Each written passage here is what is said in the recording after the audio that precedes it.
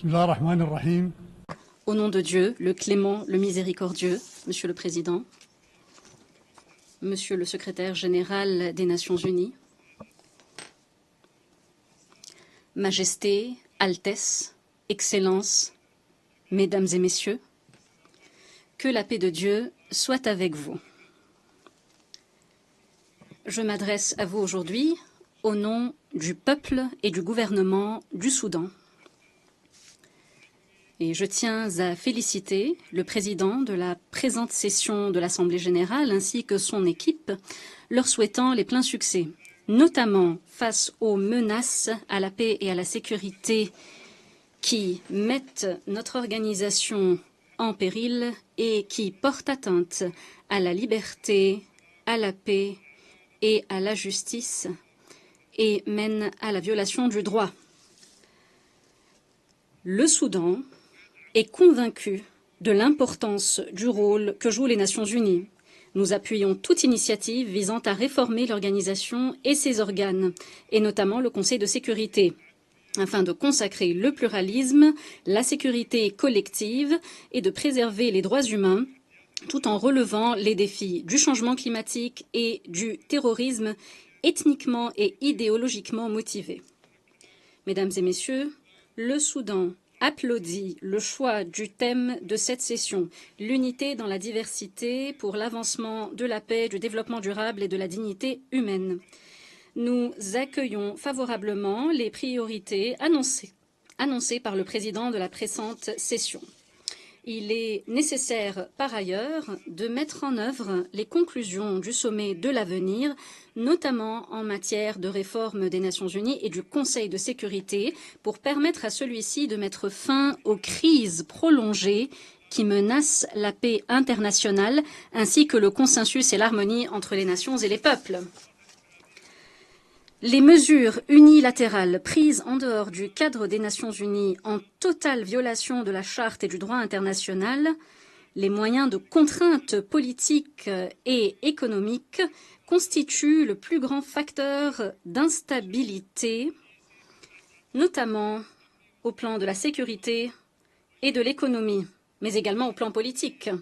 Tout cela attise les feux de la guerre. Dans le même temps, la sélectivité et le deux poids, deux mesures prévalent aujourd'hui dans les relations internationales. Monsieur le Président, il n'est un secret pour personne que le Soudan fait face à d'immenses défis et un véritable complot dans le cadre de la guerre menée par un groupe qui s'est rebellé contre l'État soudanais. Ce groupe reçoit un appui politique et logistique local et régional.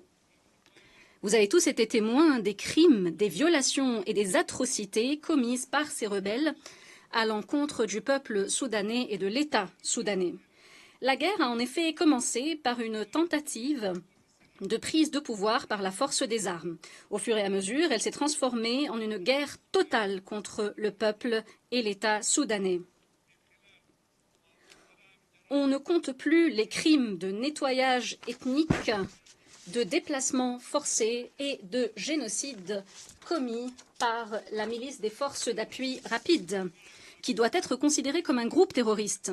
En effet, cette milice commet ses crimes de manière ininterrompue et il est regrettable qu'elle reçoive l'appui de certains États de la région qui leur fournissent financement et mercenaires pour leurs gains politiques et économiques dans une violation flagrante du droit et de la volonté internationale. Monsieur le Président, les crimes de ce groupe terroriste n'ont pas épargné les missions diplomatiques, les diverses organisations ainsi que leurs biens. Ils n'ont pas épargné les Nations unies dont le siège et les biens au Soudan ont été attaqués. Ce groupe terroriste dirigé par la famille Dagalo défie toutes les lois et toutes les obligations internationales sans s'inquiéter des conséquences.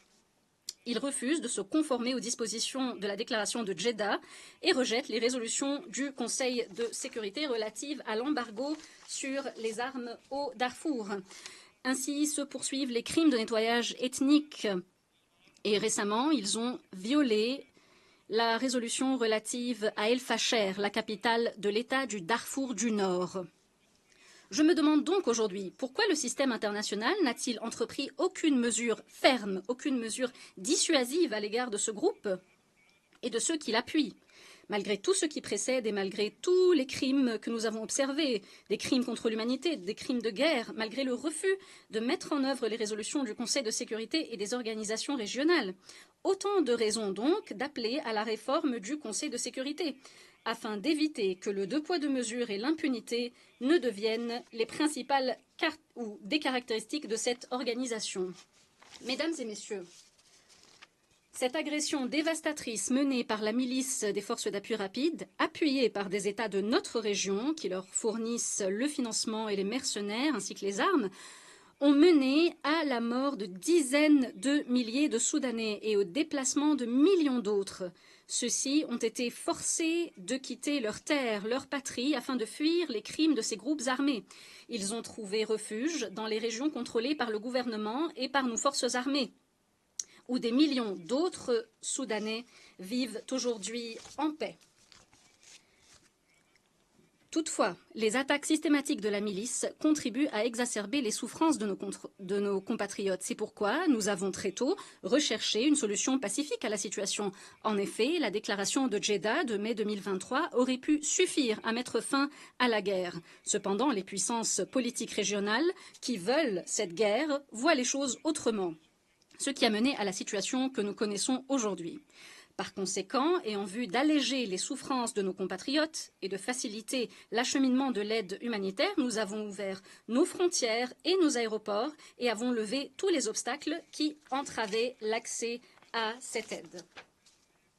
Monsieur le Président, Mesdames et Messieurs, le gouvernement soudanais est fermement engagé à faciliter l'action humanitaire et à protéger les convois et personnels humanitaires et médicaux. Nous réaffirmons notre respect du droit international humanitaire et des mesures relatives à la protection des civils. Leur protection est notre responsabilité, et notamment lorsque les femmes et les enfants subissent les pires violations dans les zones contrôlées par la milice. Ces crimes vont jusqu'à la vente de ces femmes et ces enfants sur les marchés. La crise humanitaire vécue par une large partie de notre population du fait de l'agression menée par la milice de Dagalo nous incite à agir de concert. Il est nécessaire de fournir l'aide à des millions de déplacés et de réfugiés soudanais. Pour notre part, nous faisons tout ce qui est en notre pouvoir pour faire parvenir l'aide à ceux qui en ont besoin. Et nous remercions tous les États voisins ayant accueilli les réfugiés et les déplacés. Nous remercions également les organisations qui fournissent l'aide au peuple soudanais. Monsieur le Président, nous sommes face à un immense défi. Cette organisation doit prendre ses responsabilités, et notamment afin de protéger les pays en développement face à la convoitise de certains autres pays qui croient pouvoir contrôler les richesses de nos peuples par le biais de la force, et notamment la force de l'argent. À tout cela, nous disons, la volonté de nos peuples prévaudra. De nombreuses crises, notamment celles que nous vivons aujourd'hui au Soudan, sont le résultat du deux poids, deux mesures et des approches politiques basées sur la contrainte, également du chantage économique et de notre incapacité en tant qu'organisation à dissuader ceux qui défient la volonté des peuples et des nations, ce qui affecte le maintien de la paix et de la sécurité internationale. Monsieur le Président, nous sommes aujourd'hui face à un véritable marché des initiatives. Certaines de ces initiatives servent certains groupes aux dépens d'autres. Les effets délétères sont très clairs dans nos pays où les conflits artificiels se multiplient. C'est pourquoi nous avons besoin du principe d'appropriation nationale. Et c'est pourquoi, au Soudan, et dès le début de ce conflit, nous avons fait tout ce qui était en notre pouvoir pour mettre fin à la guerre et pour épargner à notre pays cette destruction du fait de la milice de Dagalo qui attaque le peuple soudanais. Ainsi, nous avons contribué à de nombreuses initiatives constructives et nous gardons l'espoir de pouvoir mettre fin au conflit afin de garantir la dignité du peuple soudanais et la souveraineté de l'État. Nous agissons pour la non-récurrence du conflit et pour la lutte contre l'impunité. Aussi, la feuille de route pour la fin du conflit est-elle claire pour nous? Premièrement, il faut mettre fin aux hostilités. La milice doit se retirer de toutes les zones qu'elle occupe et dont les habitants ont dû se déplacer. Les armes doivent être déposées pour permettre le retour des habitants et l'acheminement des aides, mais également pour permettre la réouverture des routes et des aéroports et la reprise de la production. Deuxièmement, cette fin des hostilités doit être suivie d'un processus politique global afin de mener à bien la transition politique et d'éviter la récurrence des guerres et des coups d'État militaires. Monsieur le Président, les forces armées soudanaises font partie des institutions les plus anciennes de l'État. Elles sont professionnelles et non politisées. Elles sont engagées en faveur de la transition démocratique et du droit du peuple soudanais à choisir ses leaders. C'est pourquoi elles tiendront toujours les engagements pris dans le cadre de la glorieuse révolution de 2019, et notamment afin de remettre le pouvoir à un gouvernement élu ou un gouvernement de consensus. En effet, nous ne permettrons jamais le retour du régime précédent qui avait été rejeté par le peuple soudanais. Nous sommes donc engagés à faciliter le processus de transition vers un pouvoir civil et continuerons de rechercher la paix avec tous les groupes ayant déposé les armes et celles qui portent encore les armes mais qui respecteront avec nous l'accord de paix de Djouba signé en 2020. Dans le cadre de cette guerre, les forces armées soudanaises ont fait tout ce qui était en leur pouvoir et ont continué de respecter le droit international humanitaire ainsi que les conventions et protocoles de Genève.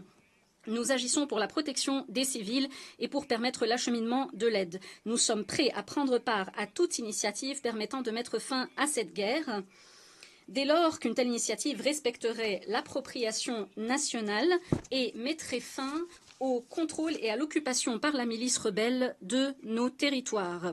Et toute initiative devrait également permettre de protéger les civils, de garantir la dignité de notre peuple.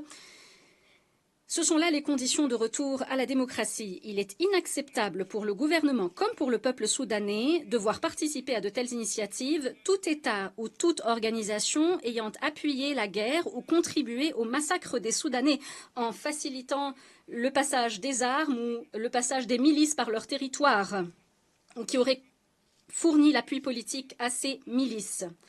Nous continuerons donc d'agir pour vaincre les agresseurs, quelle que soit l'aide ou l'appui qu'ils reçoivent de la part de quiconque. Monsieur le Président, je tiens à remercier les États ainsi que les organisations et les groupes de défenseurs des droits humains, ainsi que toutes les organisations de la société civile qui ont tenté de donner une image fidèle de ce qui se produit au Soudan. Je salue les conclusions du sommet de Manama, du sommet des Grands Lacs au Rwanda et de la réunion de l'OCI à Yaoundé. En effet, dans toutes ces rencontres, les milices ont été décrites comme des forces rebelles agissant contre l'État. Nous appelons l'ONU à brider l'action de ces groupes armés et à les dissuader de toute tentative future d'agir de la même manière dans d'autres pays. Les forces d'appui rapide doivent être décrites pour ce qu'elles sont. Il s'agit d'une milice armée qui s'est rebellée contre l'État soudanais. Ces crimes sont des crimes terroristes et doivent donc être considérés comme tels au sein des Nations Unies.